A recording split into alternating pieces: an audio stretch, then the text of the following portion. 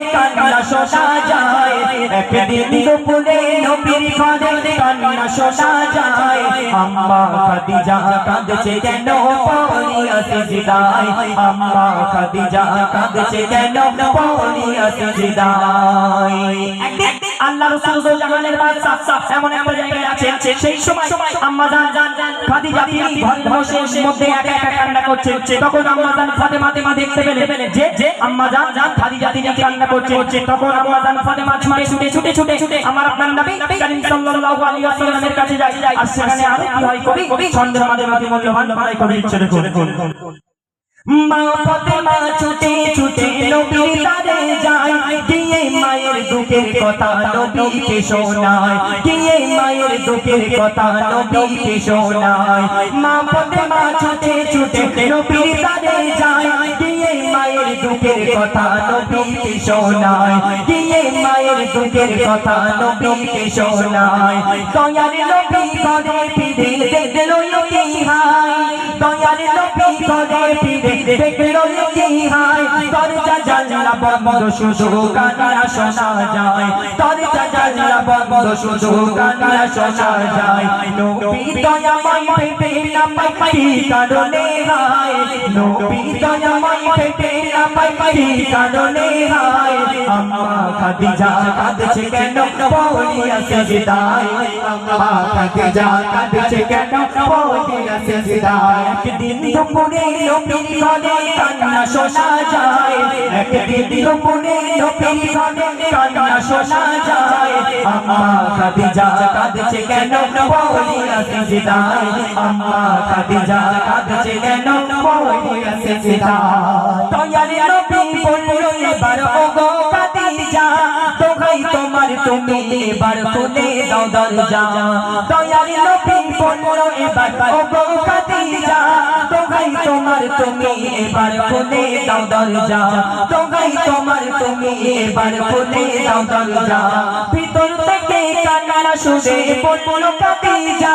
সত্য আমার করলে পূরণ খুলিব দরজা সত্য আমার করলে পূরণ খুলিব দরজা দয়ার নবী বলে তখন বিবি খাদিজা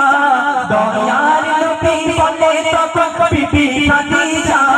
সব শর্ত পূরণ করব কথা দিলাম আজ তোমায় সব শর্ত পূরণ করব কথা দিলাম আজ তোমায় একদিন দুপুরে নবীর ঘরে কান্না শোনা যায় একদিন দুপুরে নবীর ঘরে কান্না শোনা যায় আম্মা খাদিজা কাঁদছে কেন পড়িয়া সিজদায় আম্মা খাদিজা কাঁদছে কেন পড়িয়া সিজদায় আম্মা জান খাদিজা তিনি আমার নবীর কাছে দাবি রেখেছিলেন কি দাবি আমার নবী করিম সাল্লাল্লাহু আলাইহি ওয়াসাল্লামের কাছে দুটি দাবি রেখেছিলেন প্রথম দাবি হলো আমার আম্মা জান খাদিজা তিনি বলছেন যে ইয়া রাসূলুল্লাহ হাবিবাল্লাহ আমি খাদিজা যেদিন দুনিয়ার বুক থেকে চিরবিদায় হয়ে যাব ইয়া রাসূলুল্লাহ হাবিবাল্লাহ আপনার যে মাথার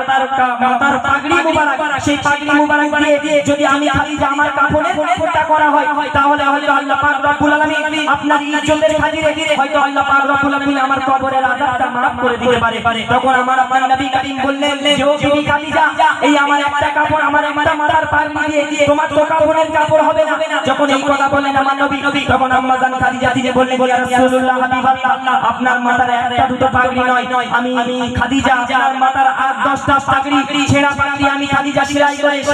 রেখে দিয়েছি ইয়া রাসূলুল্লাহ হাবিবাল্লাহ আপনি বলেন না যে আপনার মাথার পাগড়ি দিয়ে আমি খাদিজা আমার কাফনের কাপড়টা করবেন আমার নবী বললেন যে বিবি খাদিজা শোনো আমি তোমার দাবিটা মেনে নিলাম আমি তোমার দাবিটা মেনে নিলাম তখন দ্বিতীয় নাম্বার প্রশ্ন যখন আমার নবী করলেন তখন আম্মা জান খাদিজা বললেন ইয়া রাসূলুল্লাহ হাবিবাল্লাহ আমি খাদিজা যেদিন দুনিয়ার বুক থেকে বিদায় হয়ে যাব যেদিন দুনিয়ার বুক থেকে চিরবিদায় চলে যাব ইয়া রাসূলুল্লাহ হাবিবাল্লাহ যেদিন আমার সবাই কবরের উপরে মুঠো মাটি মারিয়ে যখন যে যার অন্তঃস্থলের দিকে চলে যাবে ইয়া রাসূলুল্লাহ হাবিবাল্লাহ আপনি জানো আমি খাদিজা আমার কবরটা ছেড়ে দেবেন না আমি খাদিজা আমার কবরের দিকে একটু তাকিয়ে দেখবেন এই কথা যখন আমার খাদিজা বললেন আমার নবী করিম সাল্লাল্লাহু আলাইহি ওয়াসাল্লাম তিনি বললেন যে বিবি খাদিজা তুমি কষ্ট নিও না দুঃখ নিও না আমি রাসূলুল্লাহ জানিয়ে দিলাম আমি তোমার দ্বিতীয় দাবিটাও মেনে নিলাম তারপর সেখানে কি হয় কবি ছন্দের মাঝে মূল্যবান করাই করে দিচ্ছে দেখুন প্রথম শর্ত হলো আমি মরিব যখন তোমার গায়ের জামা হবে আমার কাফন। প্রথম শর্ত হলো আমি মরিব যখন তোমার গায়ের জামা হবে আমার কাফন। তোমার গায়ের জামা হবে আমার কাফন। যেই কবরে সবাই আমার করিবে দাফন, ইয়া রাসূলুল্লাহ বিল্লাহ, যেই কবরে সবাই আমার করিবে দাফন, সেই কবর যেন পাই গো নবী তোমারি বদন, সেই কবর যেন পাই গো নবী তোমারি বদন। মন কার লেকে আসবে যখন আমার কবরে, মন কার লেকে আসবে যখন আমার কবরে, সেই সময় তুমি থাকবে আমার কবরের ধারে, সেই সময় তুমি থাকবে আমার কবরের ধারে। একদিন দুপুরে নবীর গানে কান্না শোনা যায়, একদিন দুপুরে নবীর গানে কান্না শোনা যায়। আম্মা খাদিজা কাঁদছে কেন পড়িয়া সিজদায়, আম্মা খাদিজা কাঁদছে কেন পড়িয়া সিজদায়।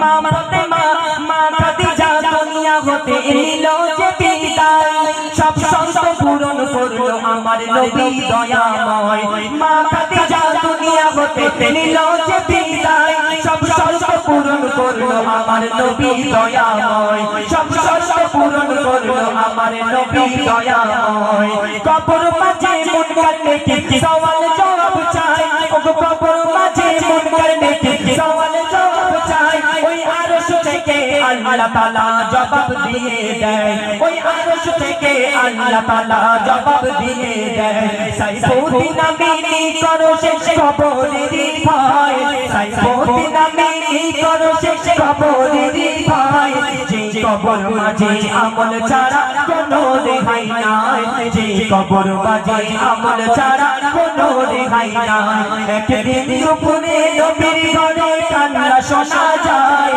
একদিন দুপুরে নবীর ঘরে কান্না শোনা যায়। আম্মা খাদিজা কাঁদছে কেন পড়িয়া সিজদায়, আম্মা খাদিজা কাঁদছে কেন পড়িয়া সিজদায়। একদিন দুপুরে নবীর ঘরে কান্না শোনা যায়, একদিন দুপুরে নবীর ঘরে কান্না শোনা যায়। আম্মা খাদিজা কাঁদছে কেন পড়িয়া সিজদায়, আম্মা খাদিজা কাঁদছে কেন পড়িয়া সিজদায়, আম্মা খাদিজা কাঁদছে কেন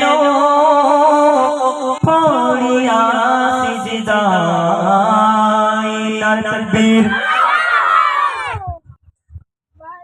দর্শক, সেই আল্লাহ পাক রব্বুল আলামিনের শানমান এত সুন্দর একটি মজলিস, যে মজলিসের উপরে আমরা এত সুন্দর আল্লাহ রাসূল দো জাহানের বাদশার ছোট্ট একটি ঘটনা আপনাদের সম্মুখে পরিবেশন করলাম। তো তারপর আমাদের আরো অনেক রিকোয়েস্টের কালাম আছে, আমাদের সুন্দর একটি কালাম গাওয়ার পরে আমাদের সেই রিকোয়েস্টের কালামের দিকে ফিরে যাব।